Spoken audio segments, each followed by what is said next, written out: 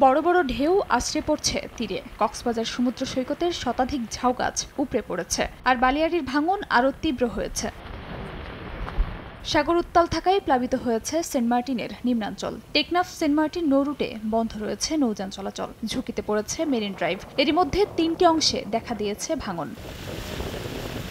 প্রতিবছর বর্ষা মৌসুম এলেই যেন আরও ভয়াবহ হয়ে ওঠে এই ভাঙন। তবে এবার ভাঙনের মাত্রা ছাড়িয়ে গেছে আগের সব রেকর্ড। স্থানীয়রা বলছেন, উচ্চ জোয়ার আর উত্তাল সাগরের ঢেউয়ের তোড়ে জিও ব্যাগও ঠেকাতে পারছে না ভাঙন। উপড়ে পড়ছে একের পর এক ঝাউ গাছ।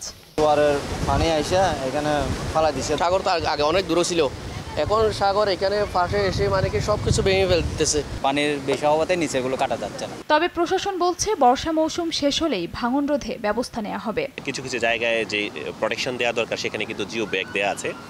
আর এই বর্ষাকালটা চলে গেলে সেখানে যদি আরো কোনো জায়গায় যদি কোনো ব্যবস্থা নিতে হয়, সেটা পরিবেশ ঠিক রেখে আমরা ব্যবস্থা নেওয়ার চিন্তা ভাবনা করব। এদিকে টানা বৃষ্টিতে চট্টগ্রাম নগরীর বিভিন্ন জায়গায় জলাবদ্ধতার সৃষ্টি হয়েছে। এতে নগরীর কাতালগঞ্জ, ওয়াসা, জিইসি সহ বেশ কিছু এলাকায় চলাচলে দুর্ভোগ পোহাতে হয়েছে পথচারীদের। গাড়ি চালাতে কষ্ট, মানুষ চলাচল করতে পারছে না।